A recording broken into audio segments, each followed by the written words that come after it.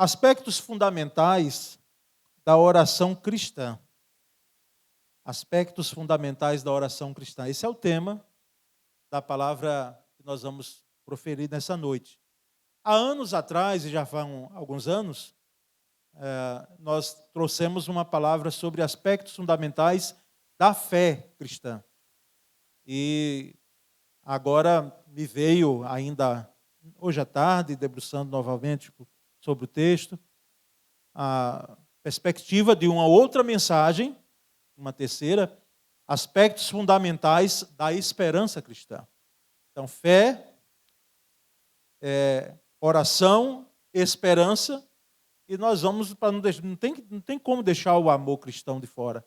Então, aspectos fundamentais do amor cristão também nós vamos trazer, se Deus assim permitir. Não é? E aí se criou uma série que eu não tinha dimensão, porque o meu propósito, quando preguei sobre fé, seria ali. Mas agora estamos trazendo, anos depois, a importância, não é, de termos em mente esses aspectos fundamentais da oração cristã. Abra sua Bíblia no Evangelho de Marcos, capítulo 1, e nós vamos ler o versículo 35. Marcos 1, 35. E eu lerei, embora você tenha uma versão só aí, mas eu trouxe 3 versões, não identifiquei as aqui, mas o propósito é que nós possamos ter uma dimensão maior de alguns termos, que às vezes uma versão enfoca, outra não. Marcos 1, 35. Então, os irmãos aí têm essas 3 versões, e você pode ler também na sua, tá certo? Leia e permita que esse texto aí, eu não lerei por pretexto, em hipótese alguma, embora não vou me ater ao texto apenas, não será uma mensagem que nós ouvimos dos professores e a matéria chamada homilética, que nos dá uma base para a pregação, chama de sermão textual. Não me deterei, mas falaremos dos aspectos fundamentais da oração. Então diz assim a primeira versão: de madrugada, quando ainda estava escuro, Jesus levantou-se, saiu de casa e foi para um lugar deserto, onde ficou orando. Outra versão diz: no dia seguinte, antes do amanhecer, Jesus se levantou e foi a um lugar isolado para orar. E levantando-se de manhã, muito cedo, fazendo ainda escuro, saiu e foi para um lugar deserto e ali orava. Esse episódio, irmãos, que Marcos registrou, aconteceu com Jesus Cristo, nosso Senhor. Ele orou. E ele orou não pouco, orou muito. Nós percebemos Jesus orando, não é, em muitas ocasiões nas Escrituras. Ele orou antes de escolher o seu grupo apostólico. Ele orou em momentos importantes, como nós vimos aqui, depois de um dia de cura, dia à noite, aliás, também de cura. Pela manhã, ao meio-dia aproximadamente, a sogra de Pedro tinha sido curada. À noite, muitas pessoas foram curadas ali, naquela cidade. E no amanhecer, no dia seguinte, então, Jesus, vai orar e vai orar no lugar isolado. Outras versões dizem aqui no deserto, né? Aqui nós temos, irmãos, rapidamente, para não deixarmos passar, não é, um comentário do texto em cima desse episódio da oração de Jesus, de madrugada ao amanhecer. Eu sei que, irmãos, hoje, às vezes a gente já acorda, já pulando da cama, às vezes, né?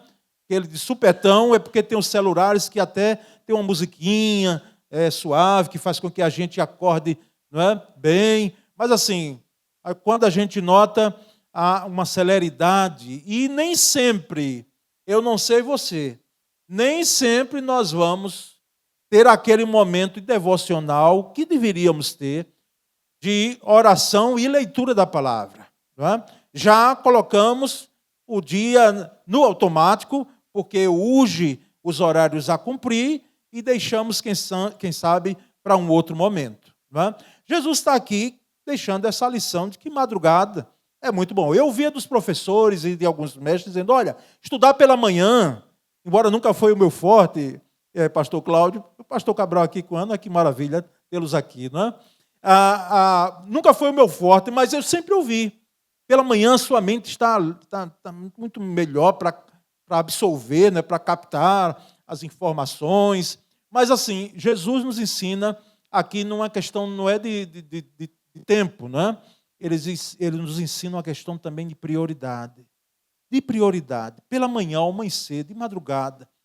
Eu lembro de expressões de gente que levou o evangelho a outros países, como Índia, como China, assim dizendo, não tem um dia sequer que eu não amanheça com os meus joelhos em oração, antes do sol raiar. Não é? Antes do sol raiar, o primeiro dia, o primeiro momento, era o momento de oração. Jesus nos deixa isso aqui como lição, não é? E ele orou, saiu de casa ali, saiu, em outra versão, diz que ele até saiu da cidade, as cidades eram muradas, ele saiu ali daquela aglomeração, mesmo sendo cedo, e ele procurou um lugar isolado, ele procurou um lugar sem movimento para orar. Você quer orar, você quer buscar a Deus, você necessita de oração, se você pode até orar num lugar com muito glamour, com muito barulho, mas, irmãos, eu vou dizer, eu não me concentro, não. Eu terei dificuldade, a não ser que você consiga. Nós precisamos buscar um lugar isolado. Por isso que Jesus falou no quarto. Não é? O quarto não é apenas para que ali haja um lugar de intimidade, não. É um lugar onde você tenha condição de orar. Você tenha, não é solidão, lugar solitário não. É uma solitude que os estudiosos fazem uma diferença entre solidão e solitude. Solidão é ruim, a solitude é boa. Então Jesus foi para um lugar e ali ele orou. Ele foi ali para orar, para esse lugar mais isolado. A pergunta que se faz sempre quando a gente lê assim Jesus orando, né, esses registros, é se Jesus tinha necessidade de orar. Porque ele, plenamente homem, plenamente Deus, ele era onisciente, não abriu mão da sua onisciência, embora não a usou sempre, porque estava revestido de humanidade, mas a resposta é que, como ele está revestido de humanidade, como Deus ele não necessitava, porque Deus não ora. Né? Deus não ora, mas não precisa de oração, porque nós oramos a Deus. E ele não tem ninguém mais superior a quem ele possa invocar, e nem necessita, nem precisa. Mas Jesus orou. E ele orou para nos dar o modelo. Então, irmãos, nós vamos perceber que a oração faz parte também, e é bom que se coloque aqui, da maioria das religiões. A oração está lá. Não a oração cristã, mas a oração no feitio, né, no perfil de muitos credos, nós temos lá orações. Orações feitas muitas vezes como uma obrigação, que consiste na repetição de partes de um livro sagrado, tá certo? Tem segmento religioso que faz assim, a repetição de textos do livro sagrado, que se tem como sagrado, né? Abraça aquela religião, um livro sagrado, então repete-se ali aquilo que está escrito, e outros fazem oração consistente na recitação de mantras, não é? Repetitivos também, mantras que inclusive não têm nenhum aspecto de vocalização no sentido de entendimento da língua, mas como o próprio mantra não se preocupa em deixar claro o que é que está se orando ali, está muito mais ligado às ondas sonoras, como chamam, mas nós temos isso. E é bom nós nos atentarmos, né, porque um mantra, estava lendo há anos atrás, há um tempo atrás aí, quando acontece a repetição consistente de termos, isso pode ser considerado um mantra, não é? E se você puder depois pesquisar, acima de 72 vezes, se houver repetição de um termo, de uma frase, isso pode ser considerado um mantra, e que pode, em algum momento, já ter uma influência no cérebro humano. Não é em vão que se tem os mantras. Não é? E, às vezes, a gente precisa estar atento até aos nossos louvores, nossos cânticos. Aqui nós temos procurado observar isso, a Malu aí, criteriosa, para que a gente não pegue esse caminho aí, às vezes, da repetição em demasia. O aleluia de Handel, eu não sei se você já contou, tem muitos aleluias, viu? Então, alguém pode dizer, e o aleluia de Handel, pastor, é um mantra? Não. Não faça isso com uma peça daquela ali, belíssima. Embora se tenha a repetição do aleluia, aleluia, eu não lembro quantas vezes se repete ali, mas se você tiver a curiosidade, vá contar, né? Vai perceber lá, mas não é mantra. O sentido da oração do mantra, ele tem um outro objetivo. Não é? E para outros, a oração ela tem um poder de criar um campo de forças positivas, né? Forças positivas ao redor de quem ora. Tá certo? Essa questão muito mais mística, né, da coisa, né, ligada até ao que nós chamamos do esoterismo. Mas para nós cristãos, irmãos, o que é oração para a gente aqui não ficar citando o que outros segmentos religiosos fazem do que eles chamam de oração? Para nós cristãos, como é que nós vemos a oração? Então, antes de nós percebermos alguns aspectos fundamentais da oração, vamos ver de forma um pouco mais objetiva o que não é oração. O que não é oração em hipótese alguma. Primeiro, o que não é oração? Oração não é fórmula mágica. Não é uma fórmula mágica. No sentido de que alguém possa pegar ali, como se fosse uma varinha de condão, né? Que faz com que as coisas aconteçam de uma hora para outra, e se pensa que a oração ela tem esse poder. E às vezes até se faz o Pai Nosso recitando, não é? Como se fosse algo ritualístico, e no sentido dessa forma mágica de acontecerem as coisas. Não são fórmulas, mas nós entendemos, irmãos, inclusive o Pai Nosso e outras orações que são feitas no Novo Testamento, as doxologias, no final das cartas do apóstolo Paulo mesmo, tinham as doxologias, ou seja, ele sempre encerrava, tributando ao Senhor glória, né? A honra, o poder, e encerrava com um amém. Aquilo ali era cantado pela igreja primieva, né? A igreja nos seus primórdios. Mas essas orações, irmãos, esses textos, inclusive o Pai Nosso, são modelos de oração. São orientações, não é uma fórmula mágica, mas é uma fórmula de orientação. Ali está uma forma de orientação para que nós possamos orar. Note quando começa o Pai Nosso. Pai Nosso que está no céu, santificado seja o teu nome. Ou seja, já começa não pedindo nada, não colocando nada. Lá no final é que vai se pedir pelo pão de cada dia e livrar do mal. Mas toda oração deve começar glorificando a Deus.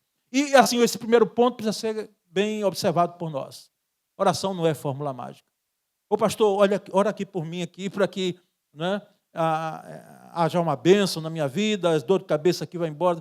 Podemos orar, meus irmãos, desde que você não entenda que oração é uma fórmula mágica, não. Segundo, oração não é um ritual, coisa feita, não é? Assim como uma obrigação ritual que tem que ser feita. E muitas vezes o que é próprio do ritualismo? É fazer de uma forma só. E nós batistas, não é? Embora nós não temos problema algum de chamarmos a liturgia do culto, nós não somos ritualistas. Nós temos uma liberdade de fazer, os ingredientes do culto estão ali. Mas assim, a oração, ela não é e nem deve ser um ritual. Algo encaixado, engessado, feito daquela fórmula única ali. Não, irmãos. Não é? Eu fico imaginando o ritual que muitas vezes alguns segmentos religiosos fazem em relação à oração, e às vezes a gente fica olhando assim, meu Deus, quebra toda a ideia, não é, que nós temos, a bíblica de oração, que é de comunhão, que é de partilha com Deus, e nós vamos perceber aqui no transcorrer da mensagem. Terceira, oração não muda Deus. Não muda. Deus, ele tem uma essência, não é? E um atributo que nós chamamos, inclusive, de imutável. Ele é o que é. Eu sou o que sou, ele disse. Mas, irmãos, nós sabemos que em resposta à oração, Deus muda a gente. Deus muda pessoas. E Deus muda situações. Aí ele muda. Porque ele intervém no meio da história das nossas vidas, no meio da história da humanidade, quando ele quer, como quer. E em nenhum momento alguém pode dizer, então Deus mudou. Não. Ele já sabe e ele tem o poder de fazê-lo livremente. Mas essa ideia de que, inclusive é uma ideia lá da antiguidade, de você tentar fazer com que os deuses, né, os povos antigos faziam isso, os deuses fossem agradados, não é? Para que pudesse se ter uma boa colheita, pudesse se ter as doenças naquela tribo, vamos dizer assim, elas fossem sanadas. E nós sabemos, irmãos, que Deus não muda, Ele muda a gente quanto a gente ora, e Ele muda situações também nas nossas vidas quando nós oramos. Outra, oração não é discurso.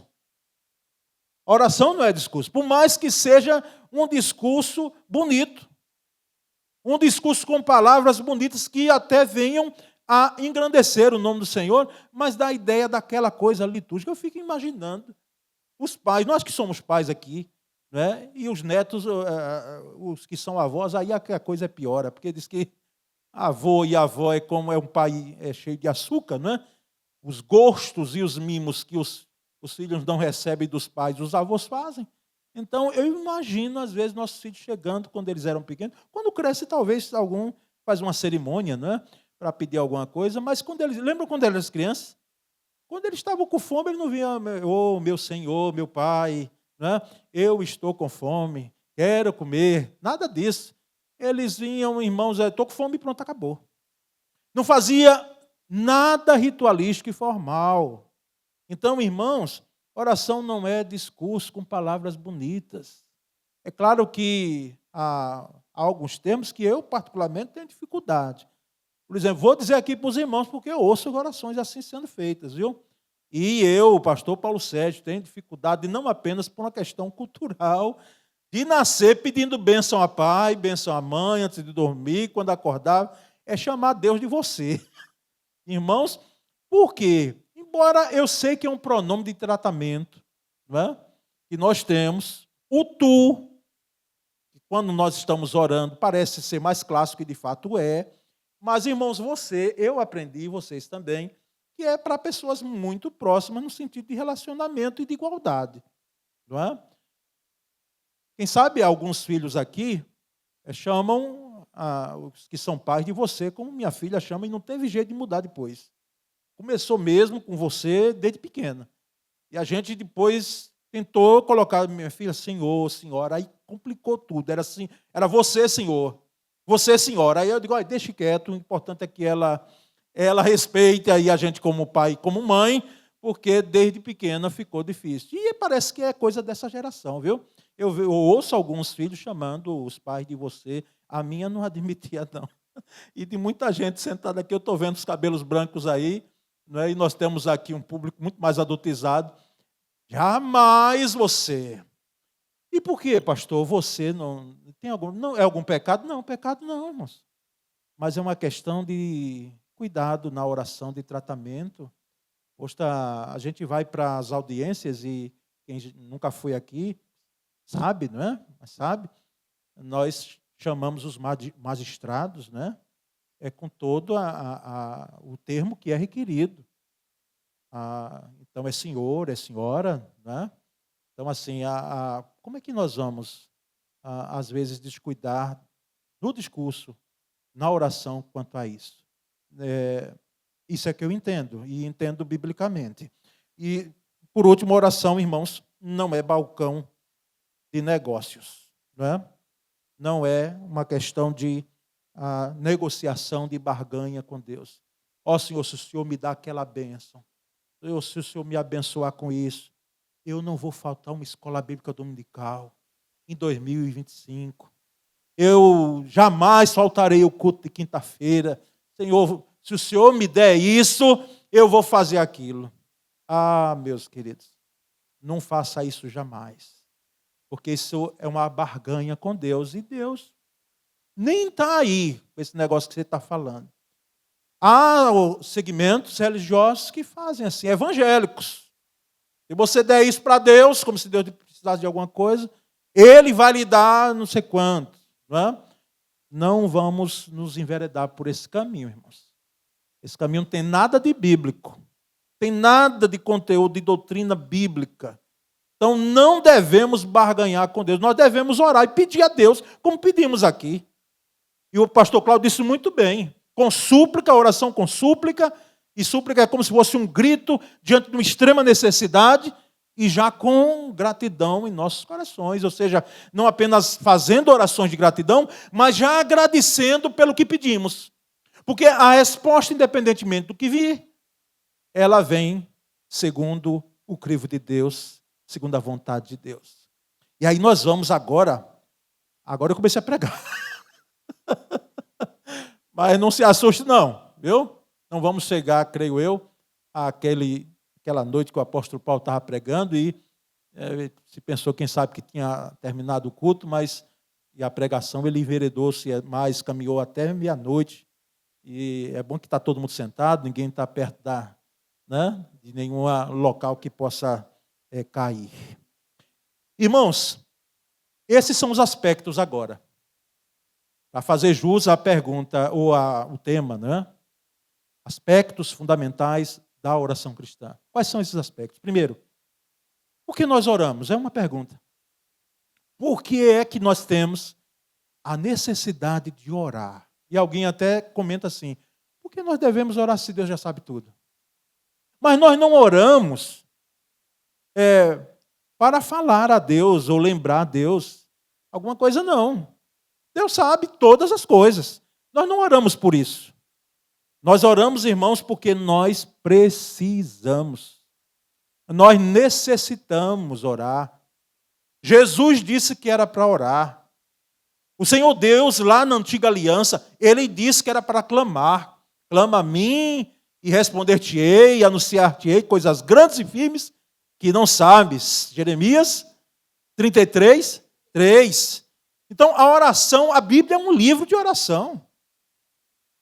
Quase 600 vezes acontece a palavra oração na Bíblia. Alguém contou, tem cerca de 580 vezes. Então, nós sabemos, irmãos, que oramos porque nós precisamos. A oração não consiste apenas em apresentarmos nossos pedidos a Deus, em colocarmos diante de Deus, embora devemos pedir. Jesus foi que disse. Pedi, as versões antigas dizem assim, né? Pedi, dá-se-vos-á. Buscai e achareis, batei e abre-se-vos-á. O que pede, recebe. O que busca, encontra. Então, lá em Mateus 7,7. Então, nós devemos pedir. Agora, oração não é só pedir coisas a Deus. Não é só pedir. Nós percebemos, irmãos, que oração é apresentarmos a Deus as nossas vidas e Deus apresentando a vontade dele aos nossos corações. É uma comunhão. Eu sei que o termo ainda é pouco e ele chega a quase ser muito pequeno para dizer o que é oração. Uma conversa com Deus. Não. Nem sempre é uma conversa. Porque nessa conversa, às vezes, nós falamos tantas coisas para Deus que não nos resta tempo para ouvir Deus. A adoração no Antigo Testamento ela era muito prática. Se fazia de que forma? Levantando altares, não é? Então era prática, uma adoração prática, uma invocação prática.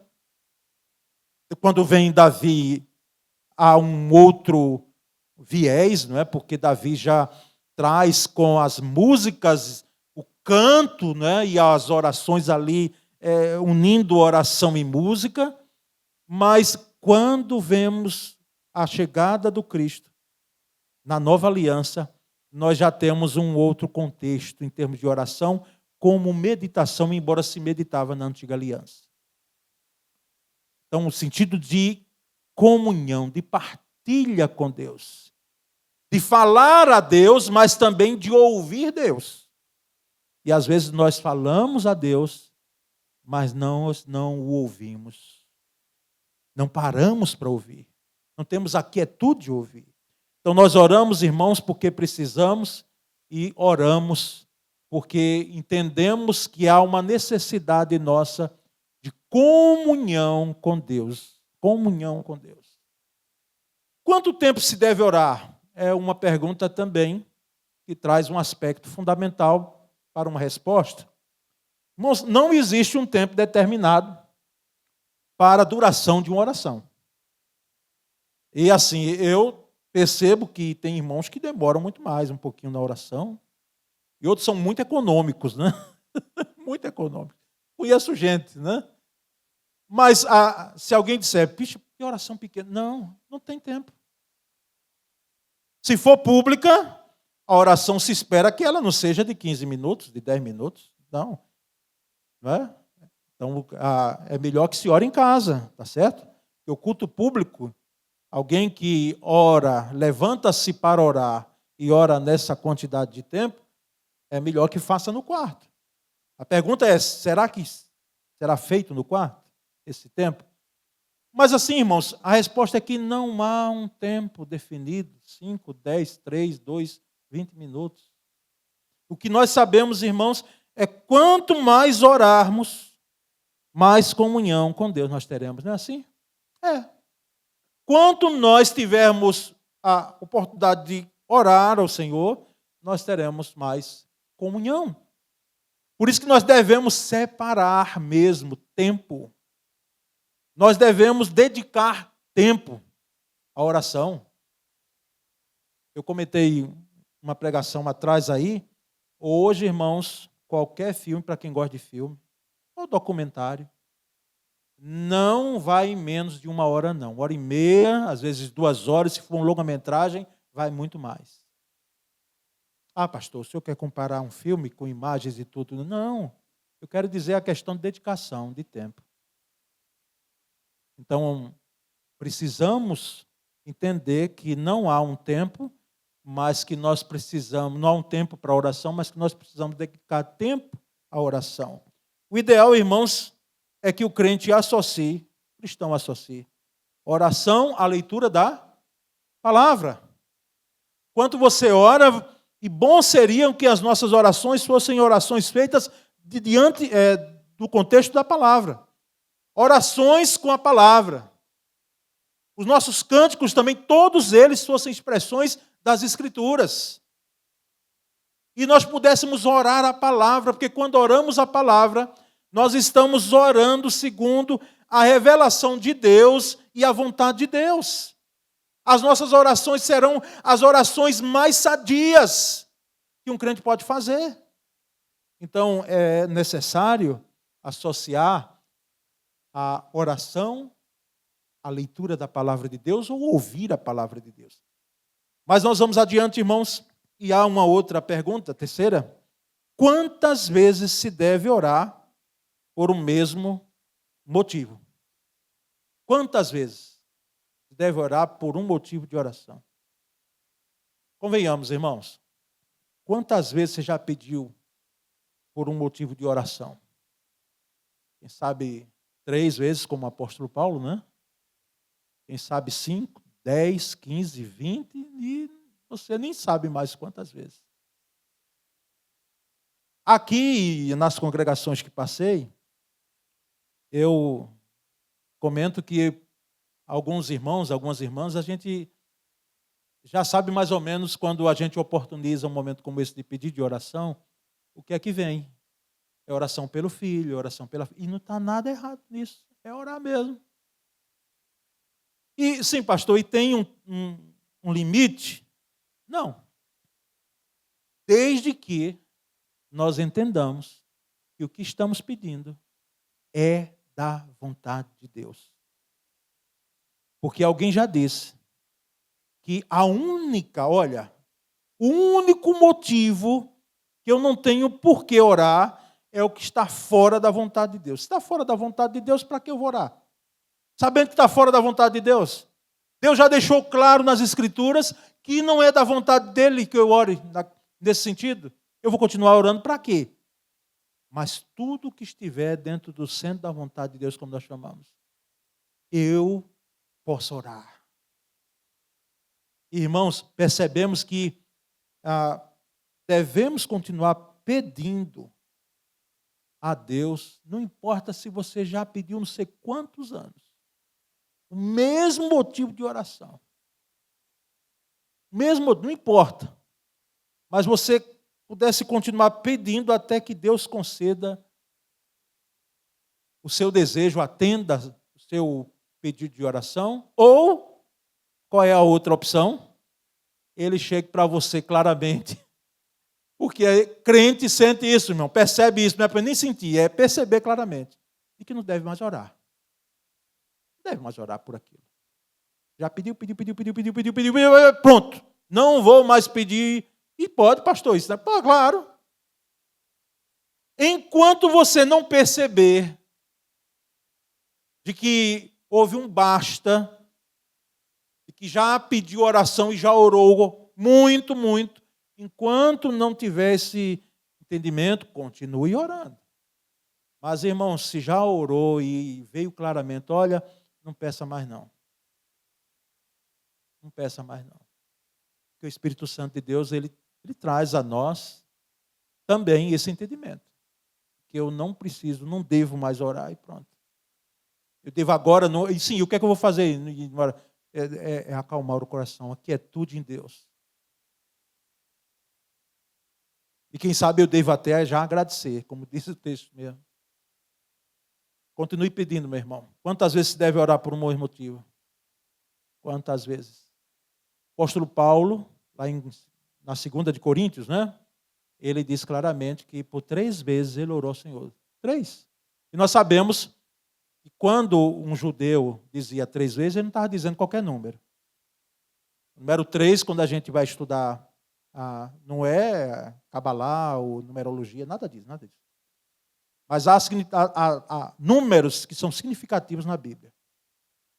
E advindo do próprio judaísmo. 3 era assim, eu orei bem. Então, assim, eu orei de forma muito significativa, eu coloquei diante de Deus. E ele disse que orou por 3 vezes, para que o Senhor o livrasse, o curasse daquele espinho na carne que nós sabemos até hoje. Né? Que doença era aquela ali? E o Senhor veio para ele e disse, olha, a minha graça te basta, porque o meu poder se aperfeiçoa na fraqueza. Aí depois ele diz, de boa vontade, depois então, me gloriarei nas fraquezas, para que em mim habite o poder de Cristo. Ele não era masoquista. Ele não estava dizendo, oh, que bom, que maravilhoso, então eu vou ficar doente. Eu estou muito feliz. Não, ele está dizendo, o Senhor vai me dar graça. Então a graça é melhor, já dizia o salmista lá, a graça é melhor do que a vida. Então, quantas vezes você deve orar por um motivo de oração? Até você perceber que alcançou, até você ter paz no seu coração e até você entender que não deve orar mais. Eu não vou dizer assim, penso não. Eu tenho certeza que o apóstolo Paulo não orou mais. Ele não era maluco, né? Ele recebeu uma palavra dessa aí, que para nós é extensiva, irmãos. Deus não nos vai atender, não vai atender a nossa oração. Ouvir, Ele ouve. E Ele ouve no primeiro momento que nós fazemos a oração. Deus não vai atender todos os nossos clamores, mas Ele vai nos dar graça em todas as nossas orações que não serão respondidas. Já visto, irmãos, quando clamamos por irmãos que estão numa fase terminal de uma doença, oramos. E assim, a gente deve orar. Nem adianta dizer, está nas mãos de Deus e não vamos orar mais. Não, está nas mãos de Deus. Tá. Agora, orar até quando dizer, não temos mais por onde orar, porque a gente não ora por morto, né? Até como foi. Nós não oramos por alguém que faleceu. Depois da morte, segue-se o juízo. Mas enquanto tiver ali vida, nós vamos estar orando. Nós vamos estar clamando. E quantos irmãos se foram e não foram curados? Faltou Deus atender a nossa oração, ouvir a nossa oração, o nosso clamor? Não. A graça dele é suficiente para fazer com que nós possamos entender que isso faz parte da vida. Tá certo? Crente adoece, crente morre de doença muitas vezes, mas junto com a não cura, vamos dizer assim, existe a graça que é superior. Considerações finais, irmãos, nessa palavra sobre aspectos fundamentais da oração cristã. Primeiro, o poder não está na oração. O poder não está na oração. E você, como é, pastor, quer dizer que a oração não tem poder? Veja bem, vamos entender. Oração é um fio condutor, é uma ferramenta. Ela em si mesma não tem um alto poder. O poder provém de Deus. Não é? Ela é a ponte. Ela é o caminho, ela é a ferramenta, ela é o fio condutor. Mas é de Deus que advém todo o poder e que a ferramenta da oração, ela é indispensável. Ela é fundamental. Agora, o poder não está na oração como se fosse um amuleto, mas em Deus que sonda os corações que a fazem. É aqui, nos nossos corações, de onde parte dos nossos lábios, de onde parte da nossa mente, porque pode ser que alguém nem fale, nem tenha condição de falar. Só balbucie, como Ana fez lá, tão aflita que estava diante da sociedade da época, dizendo, essa mulher parece que é amaldiçoada, é porque nem diziam perto, porque senão podiam, né, o Eucana ali ficar com raiva. Mas ela sabia das implicações dela. E ela foi e ela clamava por um filho, não tinha nem condição de falar alto. Segundo, Perídes, que é um escritor evangélico, cristão, ele diz, todo declínio espiritual começa com a negligência da oração. Todo declínio. Nós pastores aqui, nós temos, eu já ouvi assim, ministério pastoral sem oração, bota aí entre aspas, é suicídio.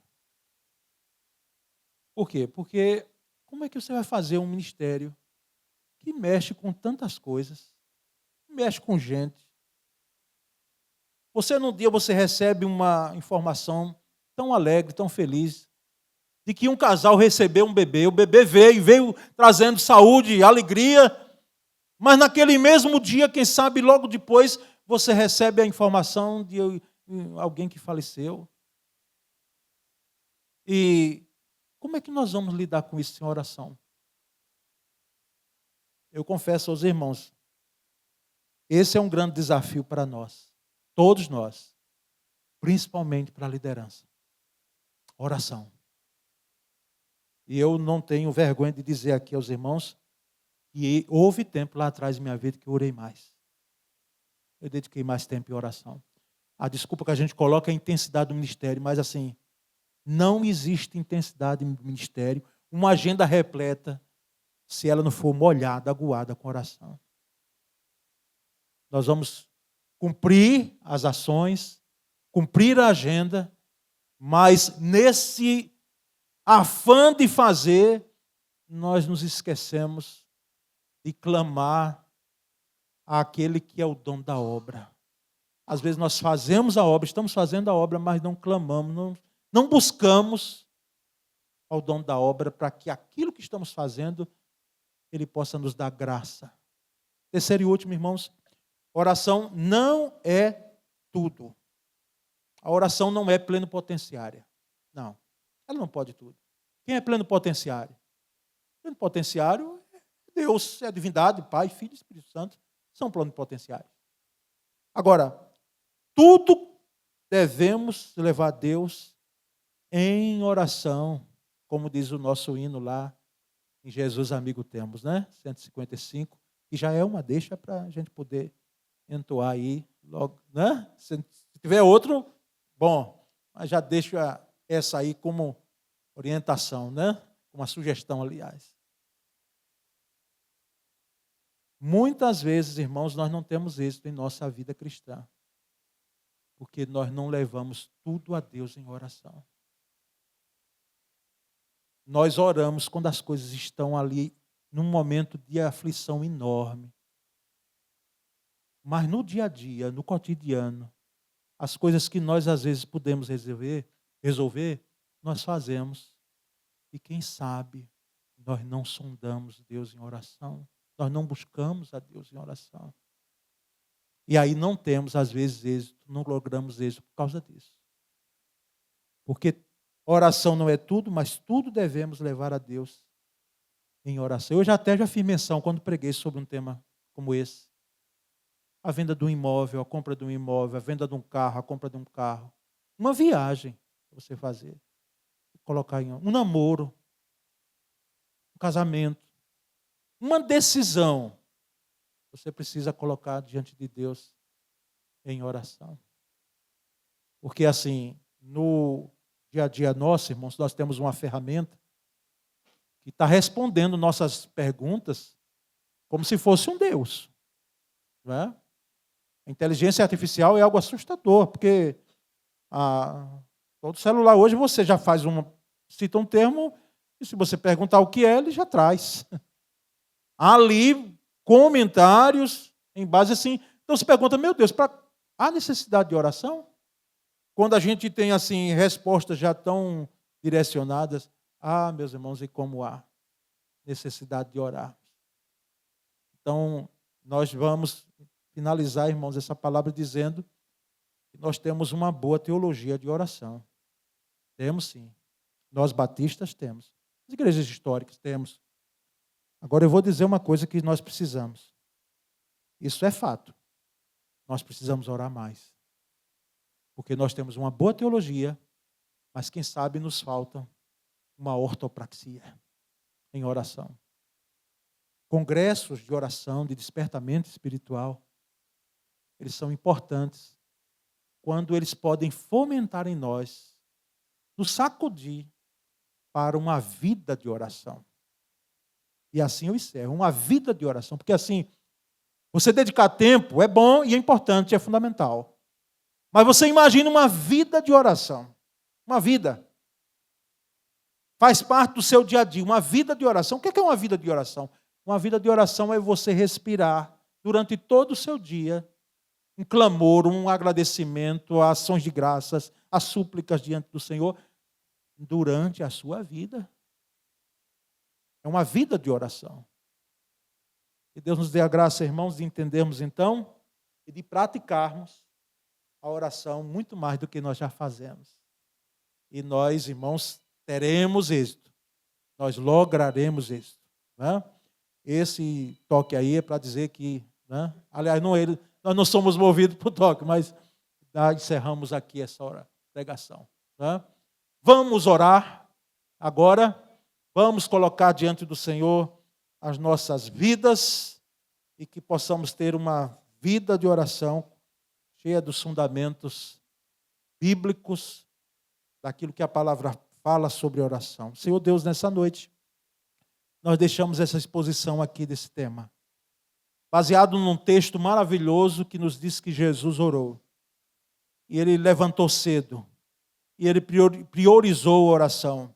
Ele dedicou-se à oração do seu ministério.